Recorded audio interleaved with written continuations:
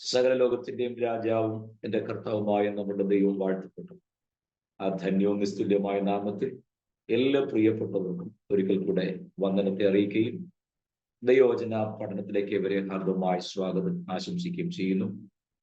തിരക്കിനിടയിലും നമ്മോടൊപ്പം വന്ന് ജോയിൻ ചെയ്ത് ഗാനശുശ്രൂഷയ്ക്ക് നേതൃത്വം കൊടുത്ത പ്രിയ എല്ലാവരോടും ജോമോടും നന്ദിയും സ്നേഹവും ഒരിക്കൽ കൂടി അറിയിക്കുന്നു. ഞാൻ ജോയിൻ ചെയ്യാൻ അല്പം വൈകിപ്പോയി. മറ്റൊരു മീറ്റിംഗിലായിരുന്നു ഞാൻ. ആ മീറ്റിംഗിൽ നിന്ന് പെട്ടെന്ന് ഓടി വന്നു. ലാലുബം ഞാൻ വിളിച്ചെങ്കിലും തക്ക സമയത്ത് കിട്ടാഞ്ഞതുകൊണ്ട് അദ്ദേഹം കൺഫ്യൂഷൻ ആയിപ്പോയി. എങ്കിലും എല്ലാവരും തക്ക സമയത്ത് ജോയിൻ ചെയ്യുവാൻ ദൈവം കൂട്ടി വരുത്ത ദൈവകൃപയോർത്തേക്ക് മഹത്വം കരയറ്റുന്നു. കാലാവസ്ഥ കേരളത്തിന്റെ പലയിടങ്ങളിൽ വല്ലാതെ രൂക്ഷമായതുകൊണ്ട് സാങ്കേതികമായ ബുദ്ധിമുട്ടുകൾ നെറ്റിനൊക്കെ ഉണ്ടാകാൻ സാധ്യതയുണ്ട് എന്ന് ഞാൻ മനസ്സിലാക്കുന്നു. എങ്കിലും നമുക്ക് പ്രാർത്ഥനയോടെ ദൈവത്തിലായിരിക്കാം. കർത്താവ് നമ്മെ എല്ലാവരെയും സമൃദ്ധമായി അനുഗ്രഹിക്കുമാറാകട്ടെ. നിങ്ങളോട് എല്ലാവരോടും ഒരു നന്ദി പറയാൻ കൂടെ ഉണ്ട്. കഴിഞ്ഞ ക്ലാസ് ആരംഭിച്ചപ്പോൾ ഞാൻ കർത്താവദാസൻ മനോജ് പാസ്റ്റർക്ക് വേണ്ടി പ്രാർത്ഥിക്കണം എന്ന് അപേക്ഷിച്ചിരുന്നു. കോട്ടയം മെഡിക്കൽ കോളേജിൽ നിന്ന് അവരെ കൈ ഒഴിഞ്ഞാണ് അദ്ദേഹത്തെ വീട്ടിലേക്ക് പറഞ്ഞു വിട്ടത്. ഇനി ഹാർട്ടിന്റെ ട്രീറ്റ്മെന്റ് ഒന്നും ചെയ്യാനായിട്ടില്ല. തന്റെ ഭാര്യയോട് പറഞ്ഞു രക്ഷപ്പെടാൻ സാധ്യതയില്ല, അതുകൊണ്ട് ഉള്ള ദിവസം അദ്ദേഹം വീട്ടിലായിരിക്കട്ടെ എന്ന് പറഞ്ഞാണ് അദ്ദേഹത്തെ വീട്ടിലേക്ക് പറഞ്ഞു വിട്ടത്. പക്ഷേ അത്ഭുതകരമായ ആശ്വാസവും വിടുതലും ദൈവം കൊടുത്തു. സ്വന്തം ദേശത്ത് വന്ന് തിരുവല്ലയിൽ മറ്റൊരു ഹോസ്പിറ്റൽ ഡോക്ടറെ കണ്ട് ഏറ്റവും ഉചിതമായ ട്രീറ്റ്മെന്റ് ലഭിപ്പാൻ ദൈവം വരുത്തി. ഒപ്പം ദൈവമക്കളുടെ കണ്ണുനീരും പ്രാർത്ഥനയും കർത്താവ് കൈക്കൊണ്ട് വളരെ ആശ്വാസവും സമാധാനം കർത്തുദാസനുണ്ട്. പ്രാർത്ഥിച്ച് എല്ലാവരോടും നന്ദി അറിയിക്കണമെന്ന് അദ്ദേഹം എന്നോട് പറഞ്ഞു. നിങ്ങൾ എല്ലാവരോടും അദ്ദേഹത്തിന്റെ പേരുള്ള നന്ദിയും സ്നേഹവും ഞാൻ ഇത്തരണത്തിൽ അറിയിക്കുന്നു. കർത്താവ് എല്ലാവരെയും അനുഗ്രഹിക്കുമാറാകട്ടെ. വളരെ പ്രാർത്ഥനയോടെ നമുക്ക് ദൈവവചന പഠനത്തിലേക്ക് പ്രവേശിക്കാം. കഴിയുന്നത്ര ആളുകൾ വീഡിയോ ഓൺ ചെയ്തിരുന്നാൽ ക്ലാസ്സിനത് സന്തോഷമാണ്. മാത്രമല്ല നിങ്ങളുടെ ദൈവത്തിലുള്ള പ്രതികരണവും കാണിക്കുന്നത് കൂടെയാണല്ലോ അത്. ദൈവം അനുഗ്രഹിക്കട്ടെ. നമ്മൾ ദൈവവചനത്തോട് സമീപിക്കുമ്പോൾ നമ്മൾ അറിയേണ്ട ഒരു രഹസ്യം പറഞ്ഞിട്ട് ഞാൻ മുന്നോട്ട് നീങ്ങാം. പകലെ ഞാൻ വൈകിട്ടത്തെ ക്ലാസ്സിനെ കുറിച്ച് ഇങ്ങനെ ചിന്തിച്ചുകൊണ്ടിരുന്നപ്പോൾ എൻ്റെ ഉള്ളിൽ ദൈവാത്മാവ് തന്ന ഒരു കാര്യമാണ് ഞാൻ പറയാൻ ആഗ്രഹിക്കുന്നത്. എൻ്റെ മനസ്സിൽ തോന്നിയ കാര്യമല്ല, വചനത്തിലെ ഗൗരവമുള്ളൊരു കാര്യം നിങ്ങളുമായി പങ്കുവെക്കുന്നു എന്നേ ഉള്ളൂ. നിങ്ങൾക്ക് എല്ലാവർക്കും ദൈവവചനം നല്ല പരിചിതമായ ആളുകളാണ് എന്ന് ഞാൻ മനസ്സിലാക്കുന്നു. അതുകൊണ്ട് തന്നെ ഞാൻ പറയുന്ന കാര്യങ്ങൾ ഗ്രഹിപ്പാൻ നിങ്ങൾക്ക് എളുപ്പവും ഉണ്ടാകും എന്നും കണക്കാക്കും. നമുക്കറിയാം, ഇസ്രായേൽ മക്കൾ ചെങ്കടലിൽ കടന്ന് അക്കരെ കയറി അവരുടെ യാത്ര ആരംഭിക്കുമ്പോൾ മോശയെ ദൈവം പർവ്വതത്തിലേക്ക് വിളിച്ചു. ഏതാണ്ട് 40 ദിവസത്തോളം മോശയും ദൈവവും തമ്മിൽ ഒരു എൻകൗണ്ടർ, അഭിമുഖ സംഭാഷണം ആ സീനായി മലയിൽ വെച്ച് ഉണ്ടാകുന്ന ചരിത്രം നമ്മുടെ പുസ്തകത്തിൽ കാണുന്നു. അവർ തമ്മിലുള്ള അഭിമുഖ സംഭാഷണത്തിന്റെ ഒടുവിൽ ജനത്തിന് കൈമാറാനുള്ള, ഇനിയുള്ള വാക്ക് ശ്രദ്ധിക്കണം, ജനത്തിന് കൈമാറാനുള്ള ആലോചനകൾ, ദൂതുകൾ പ്രമാണങ്ങളായി എഴുതി മോശയുടെ പക്കൽ കൊടുത്ത് അത് ജനത്തിന് കൈമാറാൻ പോവുകയാണ്. ആ സമയം ദൈവം മോശയോട് അരുളി ചെയ്ത ഒരു ഭാഗം നിങ്ങൾ ശ്രദ്ധിക്കണം.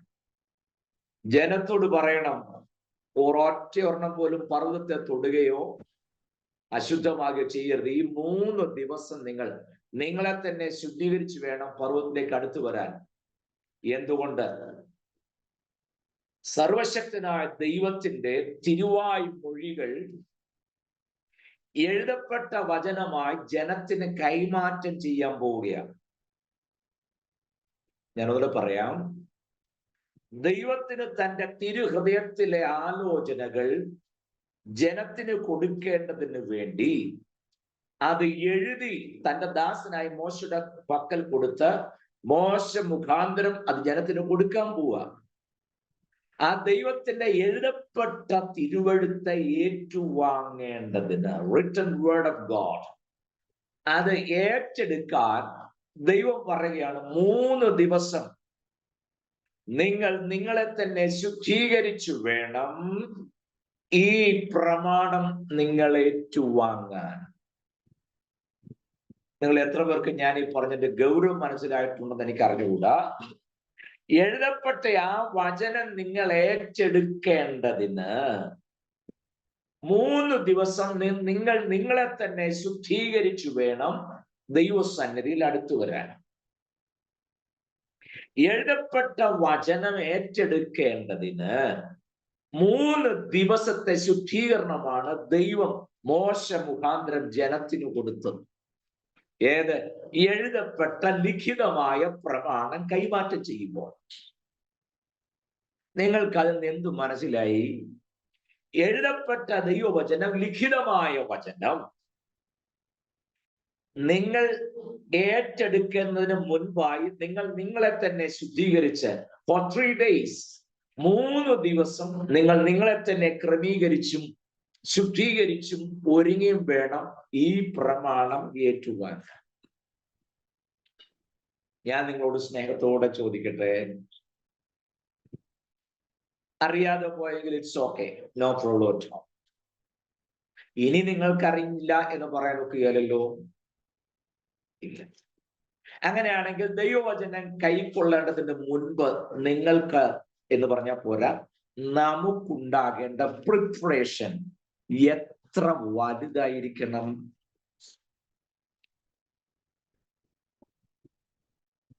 മനസ്സിലായോ എന്ന് എനിക്ക് അറിഞ്ഞുകൂടാ. ഇതാണ് വ്യവസ്ഥ എങ്കിൽ ദൈവവചനം കൈക്കൊള്ളുന്നതിന് മുൻപ്, ഏറ്റെടുക്കുന്നതിന് മുൻപ് നമുക്കുണ്ടാകേണ്ട ഒരുക്കം, സ്വയശുദ്ധീകരണം, ജീവിത ക്രമീകരണങ്ങൾ, നമ്മെ തന്നെ ഒരുക്കുന്നതിനുള്ള ശ്രദ്ധ എത്ര വലുതായിരിക്കണമെന്ന് എന്റെ ചോദ്യം.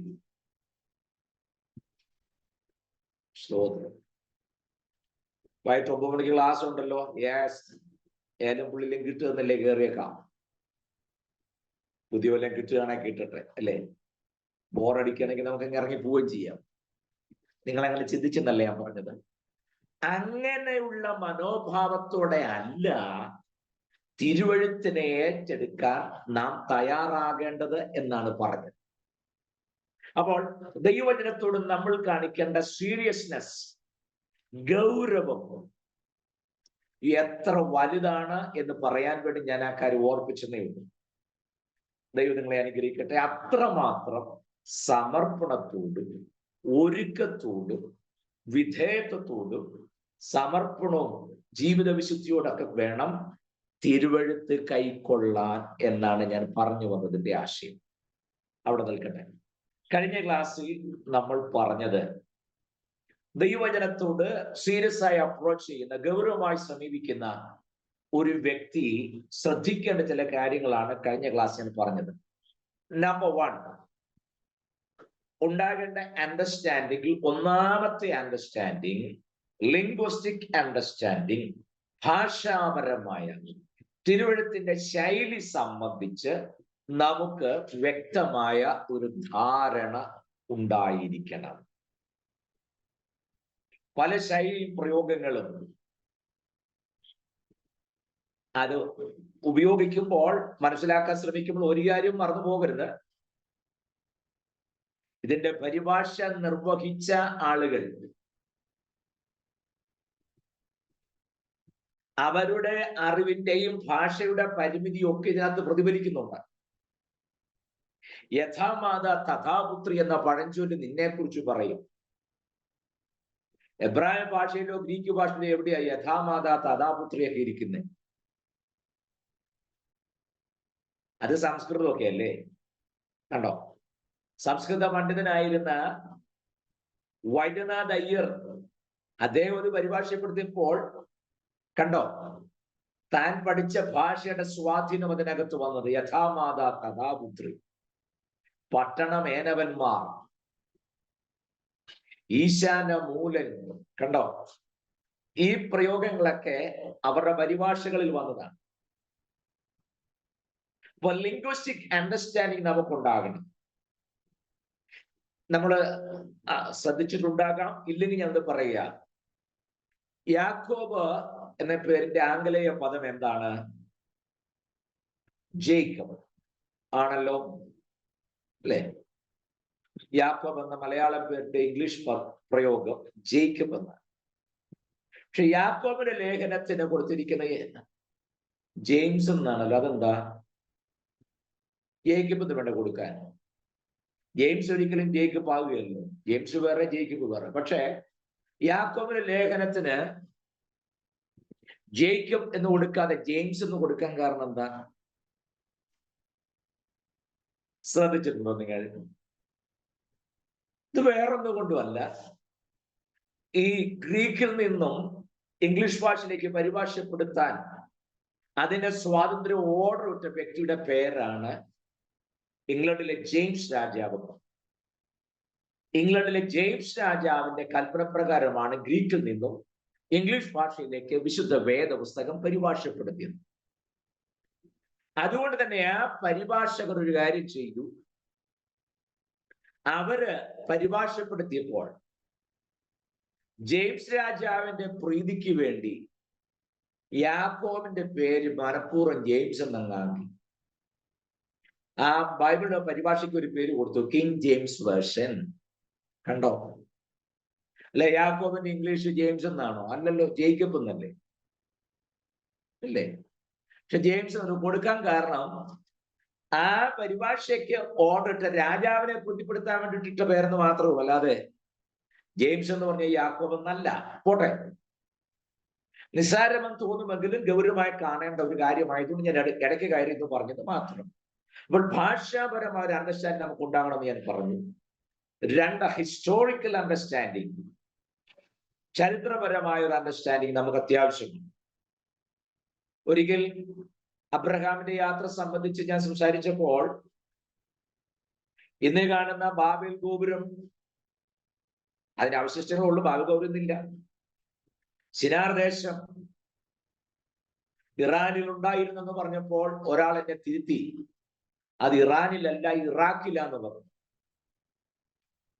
നിങ്ങൾക്ക് എന്ത് തോന്നുന്നു? ഇറാനിലാണോ ഇറാഖിലാണോ? പേരിന്റെ ശൈലിയും പട്ടണങ്ങളുടെ പേരും ഒക്കെ വെച്ച് നോക്കുമ്പോൾ ഇറാഖിൽ തന്നെയാണ്. ഞാൻ ഇറാൻ എന്ന് പറയാൻ കാരണം അന്ന് ഇറാൻ മാത്രമേ ഉള്ളൂ, ഇറാഖ് ഇല്ലായിരുന്നു. പിന്നീടാണ് ഇറാഖ് ഉണ്ടായത്. ഇറാഖ് ഉണ്ടായപ്പോൾ ആ സ്ഥലം ഇറാഖിൽ വന്നു സമ്മതിച്ചു. മനസ്സിലാകുന്നുണ്ടോ? ആന്ധ്രാപ്രദേശും തെലുങ്കാന ദേശവും പോലെ. മുമ്പ് തെലുങ്കാന ദേശം ഇല്ലായിരുന്നു, ആന്ധ്രാപ്രദേശ് മാത്രമല്ലേ ഉള്ളൂ. ഡിവൈഡ് ചെയ്തപ്പോഴാണല്ലോ തെലുങ്കാന ദേശം വേറെ ആയത്. സ്വോത്രം. മനസ്സിലായോ? 1947 മുമ്പ് പാകിസ്ഥാൻ ഒരു രാജ്യം ഉണ്ടായിരുന്നു. 48 ഇല്ലായിരുന്നല്ലോ.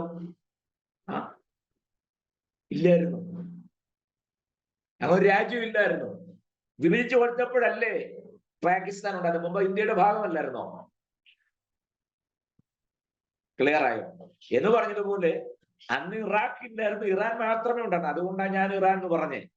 അപ്പൊ ഞാൻ പറഞ്ഞത് ശരിയാണ്, എന്നെ തിരുത്തിയ ആള് പറഞ്ഞതും ശരിയാണ്. ഞാൻ ഉദ്ദേശിച്ചത് ഒരു ഹിസ്റ്റോറിക്കൽ അണ്ടർസ്റ്റാൻഡിങ് നമുക്ക് ഉണ്ടാകണം ദൈവജനത്തിന്റെ കാര്യങ്ങൾ ഗ്രഹിക്കുന്നതിൽ.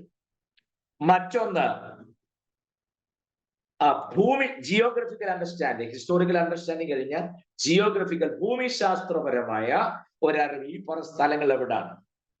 മാപ്പ് നോക്കുമ്പോൾ ഇതിന്റെ വടക്ക് എവിടാണ്, തെക്ക് എവിടാണ്, കിഴക്ക് എവിടാണ്, പടിഞ്ഞാറ് എവിടാണ്? ഓർത്തിരിക്കാൻ എളുപ്പം ഞാൻ പറയാം. ഒരു മാപ്പ് നമ്മൾ നോക്കുമ്പോൾ നമ്മുടെ തലയുടെ ഭാഗം വടക്കും കാലിന്റെ ഭാഗം തെക്കുമാണ്. വലതുകൈയുടെ ഭാഗം കിഴക്കാണ്, ഇടതുകൈയുടെ ഭാഗം പടിഞ്ഞാറാണ്.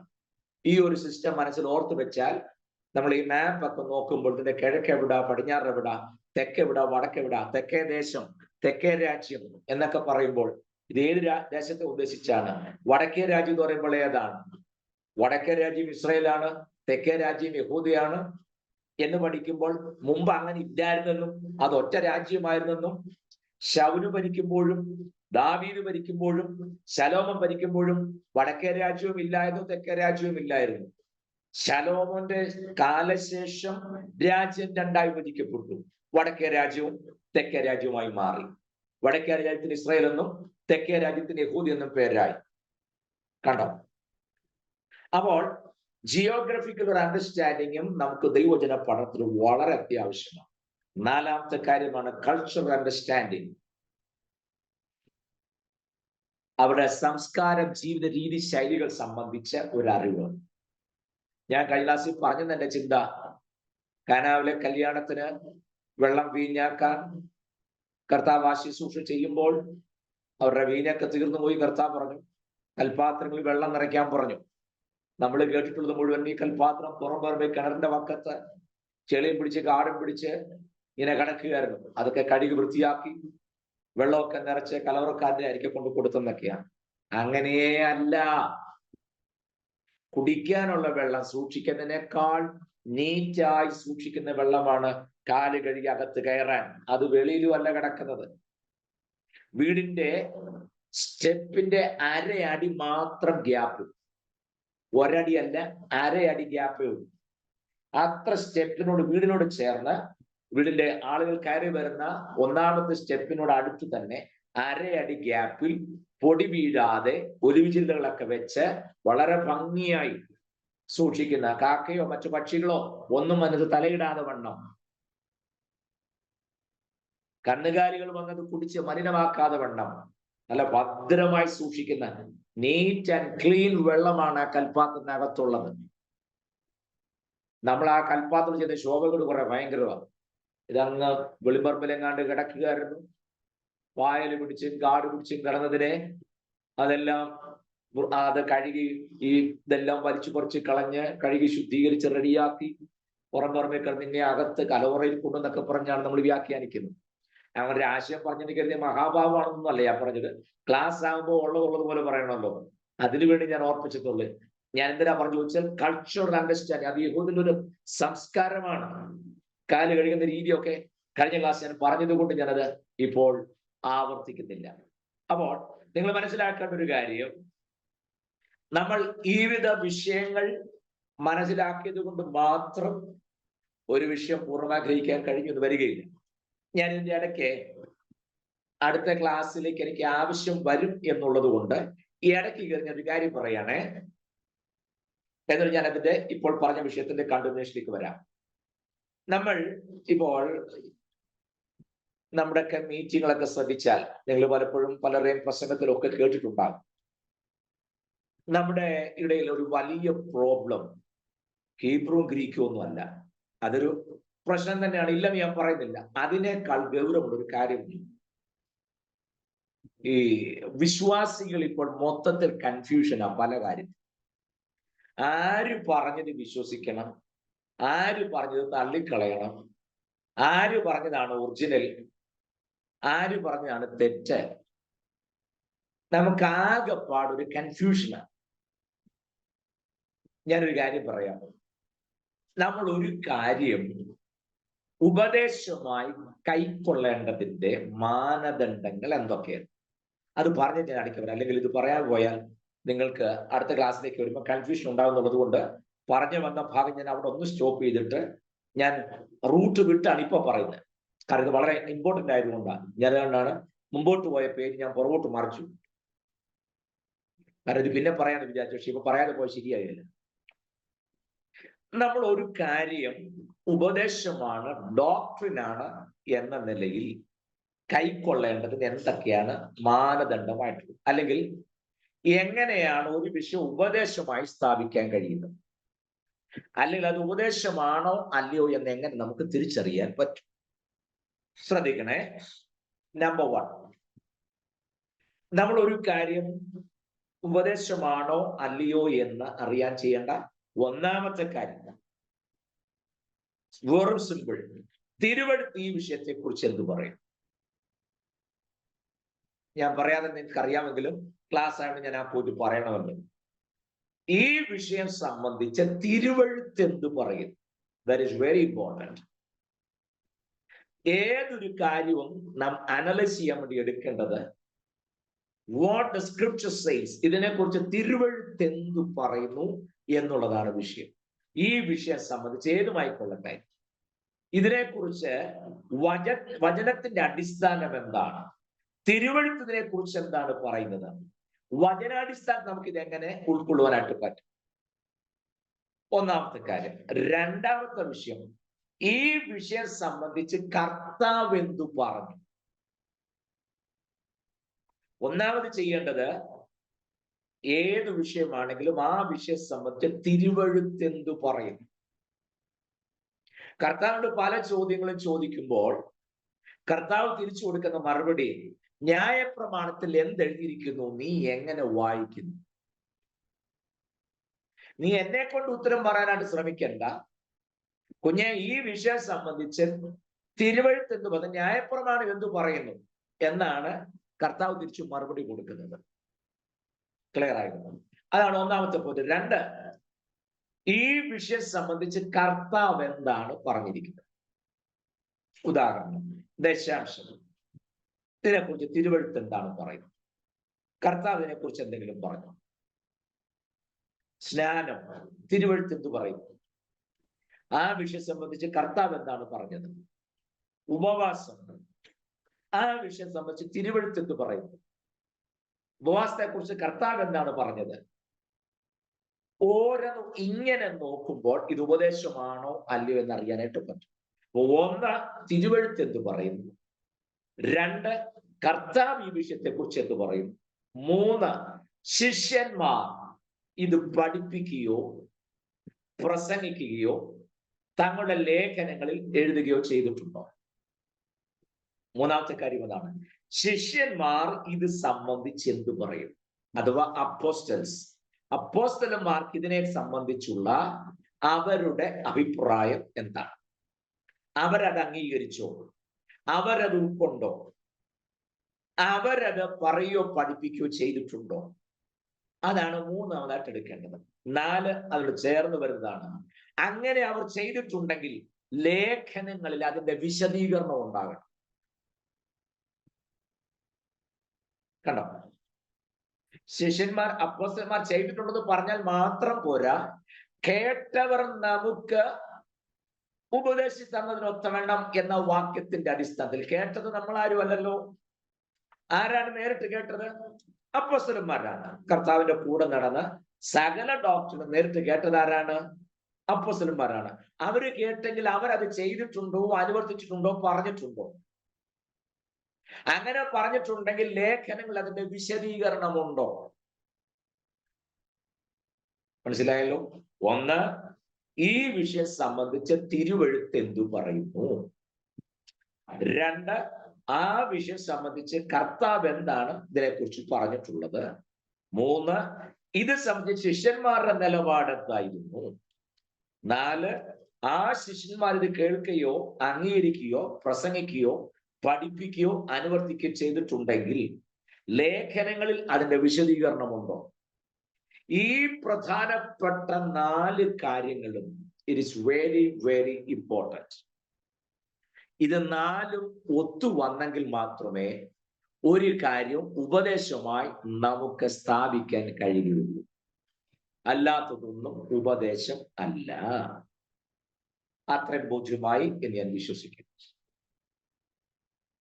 ഞാൻ മുമ്പ് പറഞ്ഞല്ലോ, ലിംഗ്വിസ്റ്റിക് അണ്ടർസ്റ്റാൻഡിങ്. നമുക്ക് പല വിഷയങ്ങളും സംശയങ്ങളും ആശയക്കുഴപ്പം ഉണ്ടാകാൻ കാര്യം അറിയാമോ? കർത്താവ് പല കാര്യവും നേരിട്ട് ഒരു വളച്ചുകെട്ടുമില്ലാതെ സ്ട്രെയിറ്റ് ആയിട്ടാ പറഞ്ഞിരിക്കുന്നത്. പക്ഷെ കർത്താവ് പറഞ്ഞ പല കാര്യവും നമുക്ക് മനസ്സിലാക്കാൻ പറ്റിയിട്ടില്ല എന്നുള്ള സത്യം.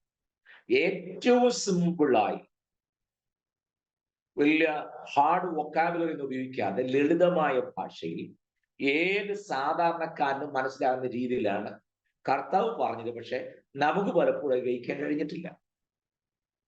ഞാൻ ഉദാഹരണമായി യോഹന്നാൻ സുവിശേഷം 14-ാമത്തെ നമ്മൾ വായിക്കുമ്പോൾ കർത്താവ് ഒരിക്കൽ പറഞ്ഞു, ഞാൻ തന്നെ വഴിയും സത്യവും ജീവനും ആകുന്നു. അല്ലേ? ഞാൻ തന്നെ വഴിയും സത്യവും ജീവനുമാകുന്നു. ഈ വാക്യം എടുത്ത് പലരും നമ്മുടെ ഭാരതത്തിലെ സംസ്കാരം വെച്ച് അസതോമാ സദ്ഗമയ മൃത്യുമോ അമൃതംഗമയ എന്നൊക്കെ പറഞ്ഞ് തമസോമാ ജ്യോതിർഗമയ ഇതൊക്കെ പറഞ്ഞുകൊണ്ടാണ് പലപ്പോഴും വ്യാഖ്യാനിച്ചുള്ളൂ. താമസോമാ ജ്യോതിർഗമയ, ഇരുട്ട് തന്നെ വെളിച്ചത്തിലേക്ക് നയിക്കണമേ. അസതോമാ സദ്ഗമയ, അസത്തിനെ സത്യത്തിലേക്ക് നയിക്കണമേ. മൃത്യുമാ അമൃതംഗമയ, മരണത്തിനെ ജീവനിലേക്ക് നയിക്കണമേ. ഇതൊക്കെ കോട്ട് ചെയ്താണ് പലപ്പോഴും പറയാറുള്ളത്.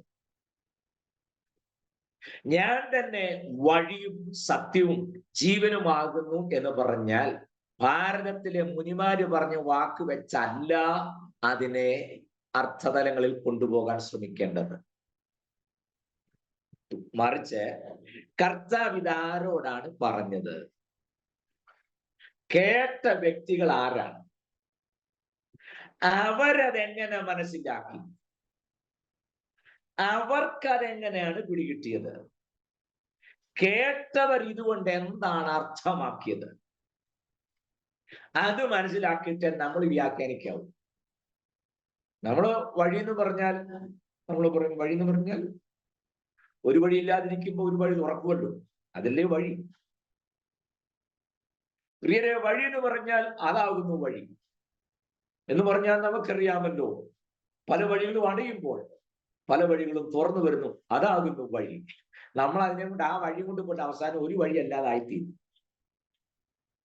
അതുകൊണ്ടാണ് ഞാൻ പറഞ്ഞത്, പറഞ്ഞതാരാണ്, കേട്ടതാരാണ്, അവർക്ക് അതെങ്ങനെ മനസ്സിലായി? ക്ലിയർ ആക്കി തരാമോ? പറഞ്ഞത് വേറെ ആരുമല്ല, നമ്മുടെ വാഴ്ത്തപ്പെട്ട കർത്താവ്. കേട്ടതാരാണ്?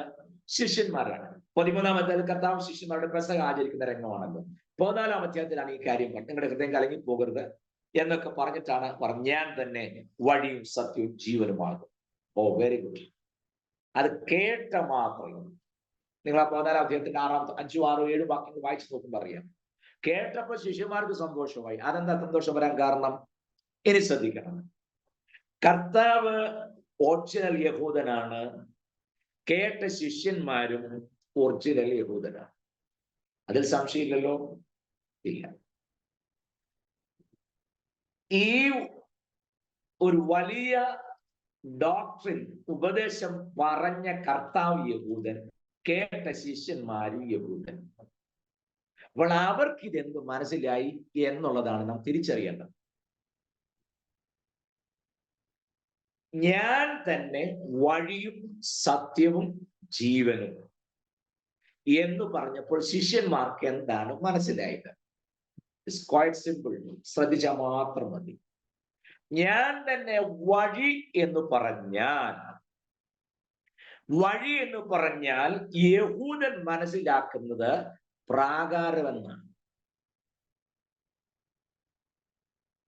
ടാറിയറ്റ് ചെയ്തതല്ല 1-ാം ക്ലാസ് വഴിയോ, അല്ലെ കഴിഞ്ഞ ദിവസം ഇടിഞ്ഞു പോയ നമ്മുടെ ഹൈവേയോ, ഇതൊന്നും അല്ല യഹൂദന് മനസ്സിലാക്കുന്നത്. വഴി എന്ന് പറഞ്ഞാൽ ആ പദം കൊണ്ട് യഹൂദൻ മനസ്സിലാക്കുന്നത് പ്രാകാരം, വിശുദ്ധ സ്ഥലം, അതിവിശുദ്ധ സ്ഥലം എന്ന 3 ഭാഗങ്ങൾ സമാഗമന കൂടാരത്തിനും ദേവാലയത്തിനും ഉള്ളതുപോലെ ആ സമാഗമന കൂടാരത്തിന്റെ പ്രാകാരം എന്നാണ് വഴി എന്ന് പറഞ്ഞാൽ യഹൂദൻ മനസ്സിലാക്കുന്നത്. കർത്താവ് പറഞ്ഞു, ഞാൻ മുഖാന്തരമല്ലാതെ ആരും പിതാവിന്റെ സന്നിധി ചെല്ലുന്നില്ല. ഇനി എന്നെ ശ്രദ്ധിക്കണേ.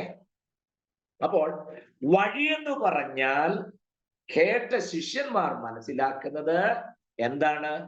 പ്രാകാരം. ഓക്കെ. 2, സത്യം എന്ന് പറഞ്ഞാൽ അവർക്ക് എന്താണ് മനസ്സിലാകുന്നത്? വിശുദ്ധ സ്ഥലം. കണ്ടോ? ജീവൻ എന്ന് പറഞ്ഞാൽ പെട്ടെന്ന് അവരുടെ മനസ്സിൽ തെളിയുന്നത് കൃപാസനം അഥവാ അതിവിശുദ്ധ സ്ഥലം. നിങ്ങൾ ആകെ കൺഫ്യൂസ്ഡ് ആയി കാണാൻ സാധ്യതയുണ്ട്. ഒരുപക്ഷെ ആദ്യം കേൾക്കുന്നതായിരിക്കാനും സാധ്യതയുള്ളത് ഒരു ആശയക്കുഴപ്പം ഉണ്ടാകാം.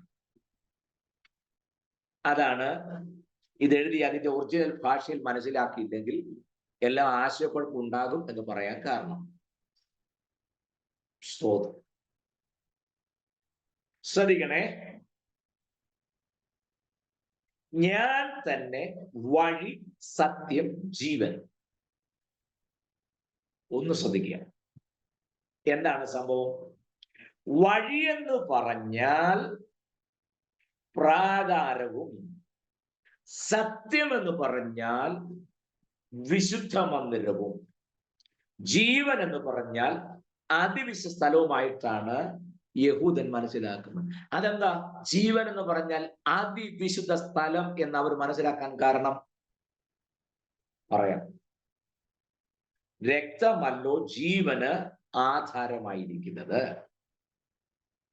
ജീവനായ രക്തത്തിൽ നിന്നും ഭക്ഷിക്കരുത്. ഇതൊക്കെയല്ലേ പ്രമാണം? യെസ്. അവർക്കത് അങ്ങനെ ഗ്രഹിക്കാനുള്ള കാരണം, ജീവനായ രക്തം അർപ്പിക്കുന്ന സ്ഥലം അതിവിശുദ്ധ സ്ഥലമാണ്. അതിവിശുദ്ധ സ്ഥലത്താണ് മഹാപാപരിഹാര ദിവസം രക്തം, അറുക്കപ്പെട്ട ആട്ടുകൊറ്റന്റെ രക്തം ഒരു കിണ്ണത്തിലെടുത്ത് ഒരു തുള്ളി പോലും താഴെ വീഴാതെ പാത്രത്തിൽ ശേഖരിച്ച് ആ രക്തം കിഴക്കോട്ട് തിരിഞ്ഞ് 7 പ്രാവശ്യം കൃപാസനത്തിന്മേൽ തളിക്കുന്നു. കണ്ടോ? ജീവനായ രക്തം അർപ്പിക്കുന്ന സ്ഥലമാണേത്? അതിവിശുദ്ധ സ്ഥലം അഥവാ കൃപാസനം. ക്ലിയർ ആയോ? ജീവനായ രക്തം അർപ്പിക്കുന്ന സ്ഥലമാണേത്? അതിവിശുദ്ധ സ്ഥലം അഥവാ കൃപാസനം. അതുകൊണ്ടാണ് ഞാൻ തന്നെ വഴിയും സത്യം ജീവനുമാകുന്നു എന്ന് പറയുമ്പോൾ ജീവൻ എന്ന പദം കൊണ്ട് അവരുടെ മനസ്സിൽ കൃപാസനം, അതിവിശുദ്ധ സ്ഥലം തെളിയാൻ കാരണം. അവിടെ മാത്രമേ ഈ സകല വിഷയത്തിനും പരിഹാരമുള്ളൂ. അപ്പോഴോ ഈ പ്രാകാരം എങ്ങനെ വഴിയാകുന്നത്? പ്രാകാരം കടന്ന് വിശുദ്ധ മന്ദിരം കടന്ന് വേണമല്ലോ അതിവിശുദ്ധത്തിലേക്ക് പ്രവേശിക്കാൻ. യെസ്, മനസ്സിലാകുന്നു? പക്ഷേ ഇവർക്കാർക്കും അങ്ങോട്ട് പ്രവേശിക്കാൻ അനുവാദമില്ല.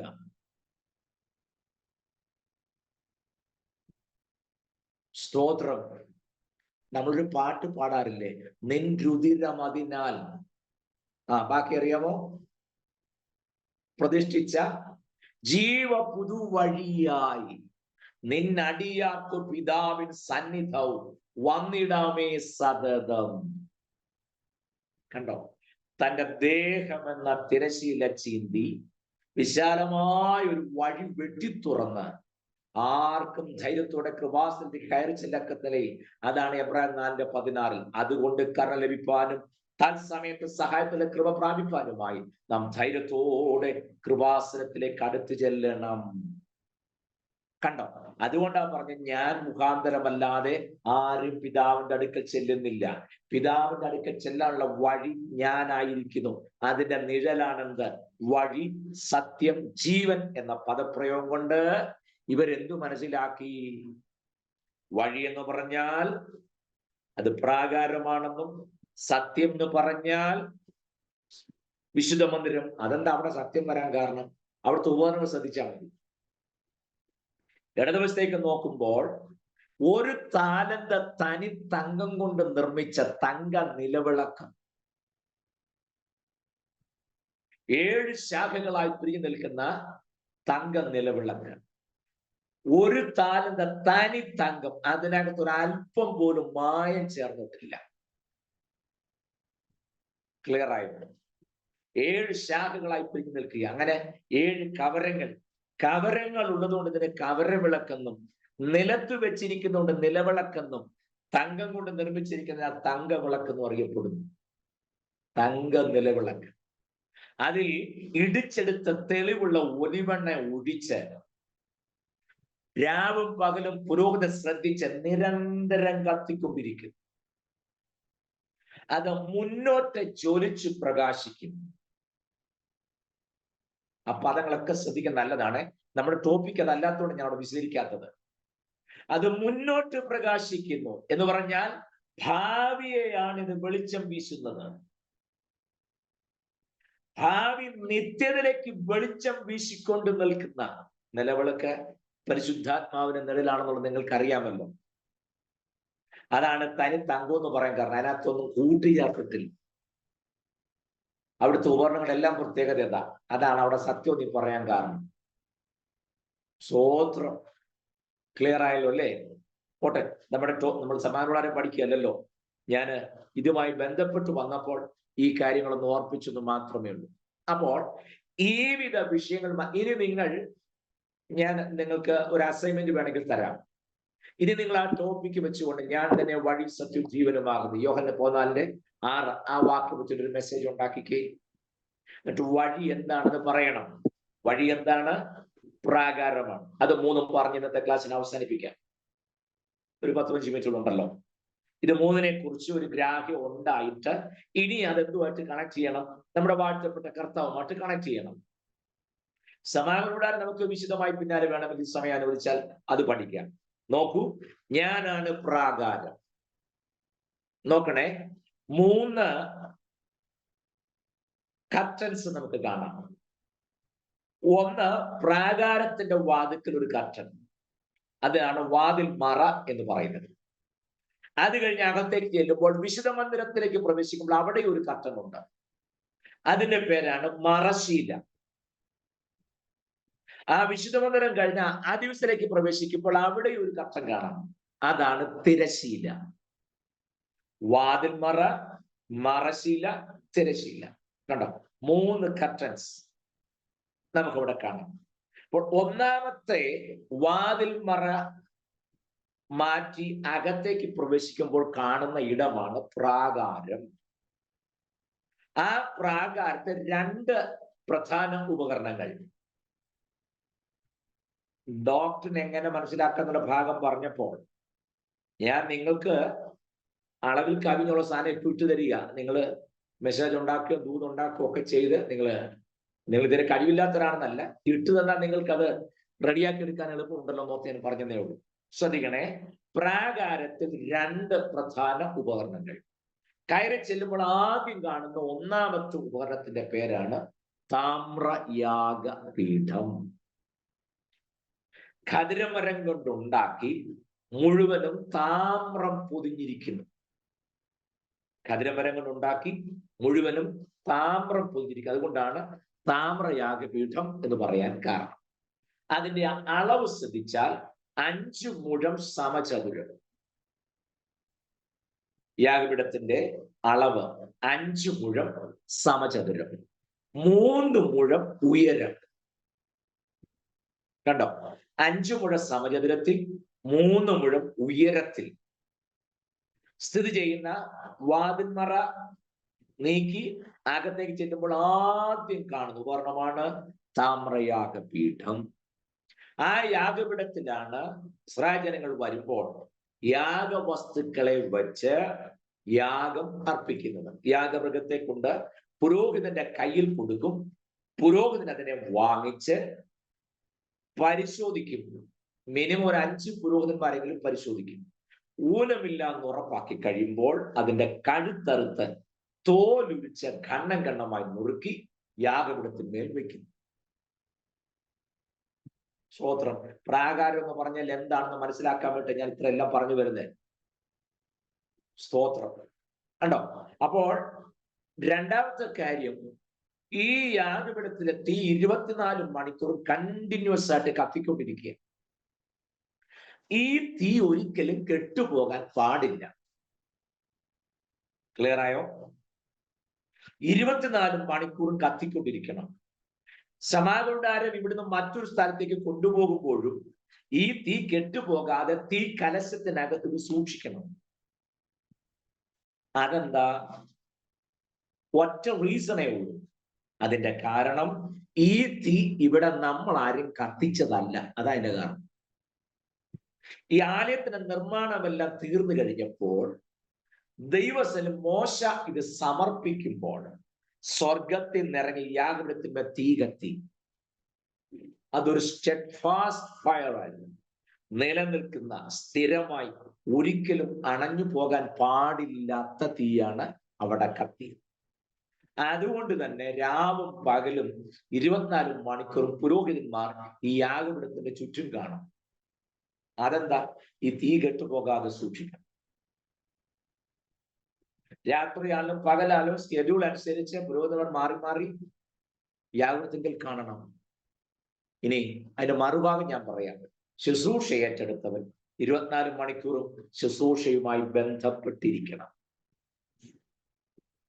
സ്തോത്രം. കണ്ടോ, ശുശ്രൂഷ ഏറ്റെടുത്ത ഒരു ദൈവദാസൻ, ഒരു ദൈവവൈതൽ എപ്പോഴും ശുശ്രൂഷയുമായി ബന്ധപ്പെട്ടിരിക്കണം.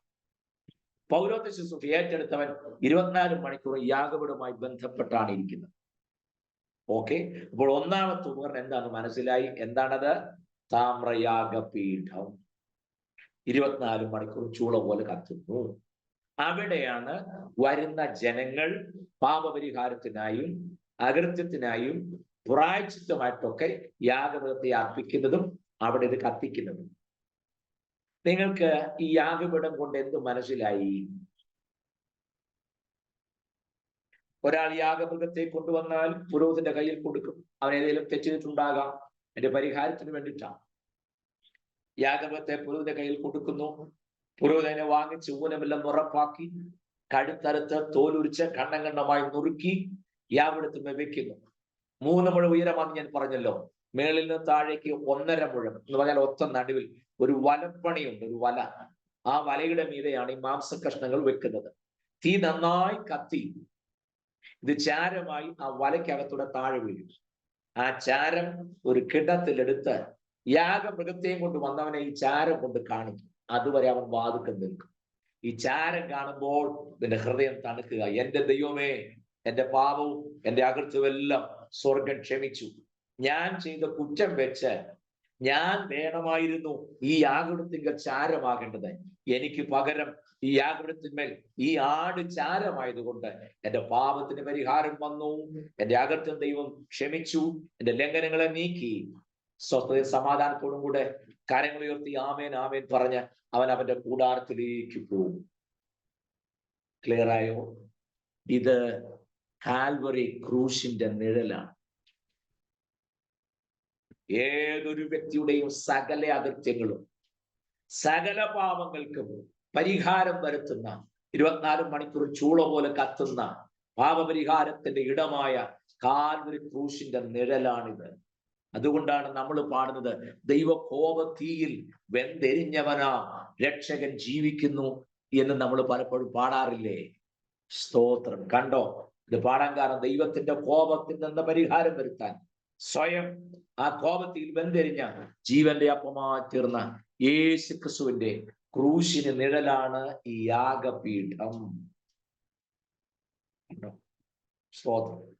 അത് കഴിഞ്ഞാൽ പ്രാകാരത്തിൽ കാണുന്ന രണ്ടാമത്തെ ഉപകരണമാണ് താമ്രത്തൊട്ടി അല്ലെങ്കിൽ പിത്തളത്തൊട്ടി എന്നൊക്കെ പറയാം. താമ്രത്തൊട്ടി നിങ്ങൾ ശ്രദ്ധിച്ചു വായിച്ചാൽ ഒരു കാര്യം പിടികിട്ടും. സകല ഉപകരണങ്ങളുടെയും അളവ് പറയുമ്പോൾ അളവ് പറയാത്ത ഏക ഉപകരണം താമ്രത്തൊട്ടിക്ക് മാത്രമേ അല്ലെങ്കിൽ പിത്തളത്തൊട്ടിക്കേ ഉള്ളൂ. ആ നിർമ്മിച്ചിരിക്കുന്നത് സഹോദരിമാർ ദൈവാലയ നിർമ്മാണത്തിന് ദാനമായി കൊടുത്ത ദർപ്പണം കൊണ്ടാ, കണ്ണാടി കൊണ്ട്. അത് ഗ്ലാസ് അല്ല. നിങ്ങൾ ഈ ആറന്മുള കണ്ണാടി എന്നൊക്കെ കേട്ടിട്ടുള്ളത് പോലെ ആറന്മുള കണ്ണാടി ഗ്ലാസ് കൊണ്ടല്ലല്ലോ. അതുണ്ടാക്കുന്ന ആ ഒരു വീട്ടുകാർ മാത്രമേ, ആ ഒരു കുടുംബക്കാരുണ്ട്, അവർക്ക് അതിന്റെ കൂട്ടറിയത്തുള്ളൂ. എല്ലാവർക്കും അതെങ്ങനെയാണ് കണ്ണാടി പണി എന്നറിയത്തില്ല. സ്തോത്രം. അതുകൊണ്ടാണ് ആറന്മുള കണ്ണാടി ലോകത്തിലെങ്ങും പ്രസിദ്ധമാകാൻ കാരണം. നിങ്ങൾ ആ കണ്ണാടി പുറകെ പോകരുത്, ഞാൻ ഉദാഹരണം പറഞ്ഞതേ ഉള്ളൂ. എന്നതുപോലെ സഹോദരിമാർ കൊടുത്ത, ദാനമായി കൊടുത്ത ആ ദർപ്പണം കൊണ്ടാണ് ഈ താമ്രത്തൊട്ടി ഉണ്ടാക്കിയിരിക്കുന്നത്. അപ്പൊ കണ്ണാടിയാ, അതിനകത്ത് വെള്ളം നിറച്ചിരിക്കും. അവിടെ ഒരു ഗുണമുണ്ട്. ഈ യാഗപീഠത്തിന്റെ ശുശ്രൂഷ കഴിഞ്ഞ് വിശുദ്ധമലയിലേക്ക് പ്രവേശിക്കാൻ വേണ്ടി വരുമ്പോ ഉണ്ടല്ലോ, യാഗപീഠത്തിന് അകലേന്ന് വരുമ്പോഴേ പുരോഹിതനെ ഈ കണ്ണാടിക്കകത്ത് ക്ലിയറായിട്ട് കാണും. അങ്ങോട്ട് അടുത്തടുത്ത് ചെല്ലുന്തോറും കുപ്പായത്തിലും ദേഹത്തിലുള്ള മുഴുവൻ കരിയും പൊടിയും ചെളിയും രക്തക്കറയും എല്ലാം തെളിഞ്ഞ് തെളിഞ്ഞ് കാണാൻ പറ്റും. ഇത് പറയുമ്പോ എല്ലാവരും വഴക്കുണ്ടാക്കും. ഈ കണ്ണാടിയോട് അടുക്കും തോറും നമ്മിലുള്ള കുറ്റങ്ങളും കുറവുകളും കറകളും പൊടിയും ചെളിയും കരിയും എല്ലാം തെളിയും. എന്ന് പറഞ്ഞാൽ എന്ത് പിടി കിട്ടി? എത്രത്തോളം ദൈവജനത്തോട് നമ്മൾ അടുക്കുന്നോ അടുക്കും തോറും നമ്മളുടെ കുറവുകൾ തെളിഞ്ഞുകൊണ്ടിരിക്കും. ഇവിടെ കർത്താവിനെ അധ്വാനിക്കാൻ ദേവദാസന്മാരൊക്കെ ഇരിപ്പുണ്ട്. അവർക്കറിയാം അവരുടെ ബുദ്ധിമുട്ട്. അവർ വചനം ധ്യാനിച്ച് ദൂരമൊക്കെ ഒരുക്കി സഭയിൽ ചെന്ന് യോഗത്തിന് ചെന്നാലും പ്രസംഗിച്ചു വരുന്ന സമയത്തുണ്ട് ചില കാര്യങ്ങൾ അവരെങ്കിലും മിണ്ടാതെ വിട്ടു പറഞ്ഞാൽ കുഴപ്പ എന്ത് മനപ്രയാസം ഉണ്ടാവുന്നറിയും. കാരണം അത് പറഞ്ഞാൽ പാസ് ഞാൻ കൊണ്ട് മനഃപൂർവ്വം കുത്തിയതാന്ന് പറഞ്ഞു. അതെനിക്കിട്ടുള്ള ആ പറഞ്ഞോണ്ട് എനിക്കിട്ടല്ലേ പാസ് ഒന്ന് കുത്തിയത്, കണ്ടോ? കാരണം കുറ്റങ്ങളും കുറവുകളും ചൂണ്ടിക്കാണിക്കുന്ന ഒരു വചന ശുശ്രൂഷ നമുക്ക് ഇഷ്ടമല്ലാതായി തീർന്നിരിക്കുന്നു.